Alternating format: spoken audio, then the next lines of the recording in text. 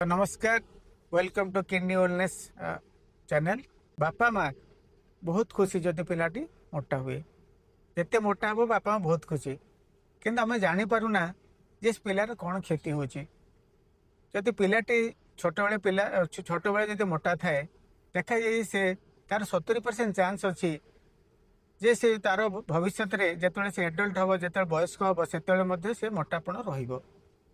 तो मोटापण हेले कौन असुविधा, आमे कहीं चिंता करवा, से तो गुलगुलिया देखा भल देखा आमे कहीं चिंतित हवा, आमको चिंता हाँ पड़ो कहीं देखाई रिसर्च कहूँ जदि जो पिला पिला बेले मोटा अच्छी वयस्क होगापर तार हार्ट अटैक हबार चांसेस 3 गुणा बढ़ी जाए, डायबिटीज हो डायबिटीज हबार चांसेस तार नॉर्मल पिलाठू तार अधिक रॉइंट प्रॉब्लम आमर जो गंठी गंठीर प्रॉब्लम पार्टिकुलरली गोड़र गंठीर प्रॉब्लम डेभलप कर अल्प बयस तार गंठी प्रॉब्लम आरंभ हम ताकू नी रिप्लेस दरकार आ कौन कौन चिकित्सा दरकार हो पारे। तो जदि तार डायबिटीज ब्लड जदि ब्लड प्रेशर है ब्लड प्रेशर तार हो पारे, जदि डायबिटीज ब्लड प्रेशर है ताल फ्यूचर ताको जल्दी जल्दी तार किडनी प्रॉब्लम हो पार। तो ये जिनसटा धीरे धीरे जेहेतु बढ़ी बढ़ी चली आमर जो मोटापण, तेणु समस्ते आम केमी कम करवा, समस्ते बापा माँ डाक्तर समस्ते विषय चिंता करवा उचित। तो यापाई आम गोटे फर्मूला बाहरी, जो फर्मूला आम कहूँ 5210 5210 कौन से फर्मूला जे 5 हूँ जे से पिला को आम कहवा कि पिला को आम दबा 5 serving of fruits and vegetable पनीपरिबा एवं फलमूल। तो सर्विंग कौन केते ना आमर जो पनीपरिबा गोटे सर्विंग होची आधा कप पनीपरिबा, जमती गोटे सर्विंग फल होची गोटे मीडियम साइज एप्पल और गोटे बनाना गोटे सर्विंग। सो एमती से 5टा सर्विंग पनीपरिबा आ फल से दिन भितर मिनिमम से खाइब।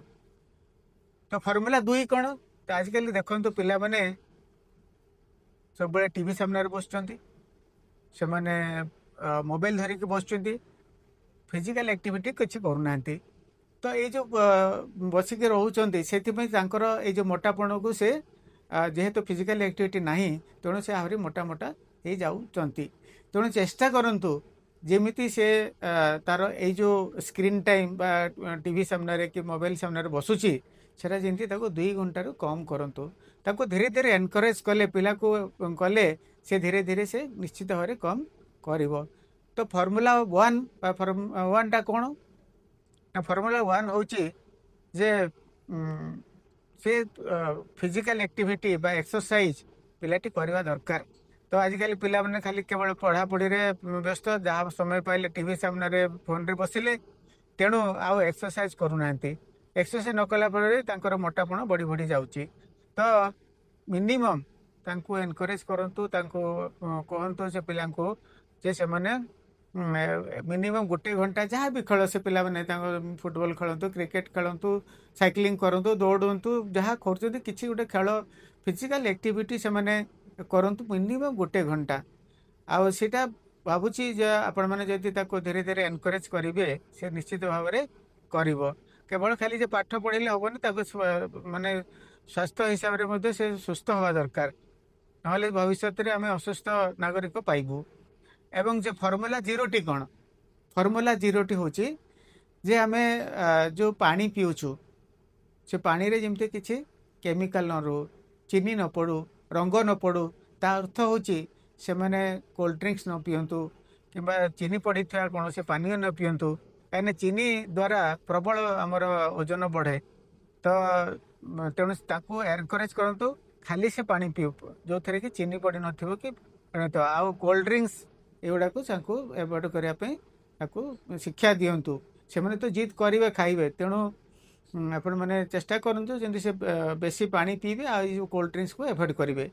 तो यही सब जिनस आम कहवा तो बहुत सहज, किंतु ताको करवा सब अनेक समय डिफिकल्ट। पार्टिकुलर देखी पिला माने टीवी छाड़बे फोन छाड़बे, किंतु आम जब एनकरेज करूँ धीरे धीरे आम तो कर करूँ से पिला माने आमर भविष्य, सी जब सुस्थ रे ताले ଆମର ପିଲା ବି ଭଲ ରହିବେ, ଆପଣମାନେ ଖୁସି ରହିବେ, ଆଉ ଆମ ଦେଶ ବି ମଧ୍ୟ ଆମର ଉନ୍ନତି କରିବ। ଧନ୍ୟବାଦ।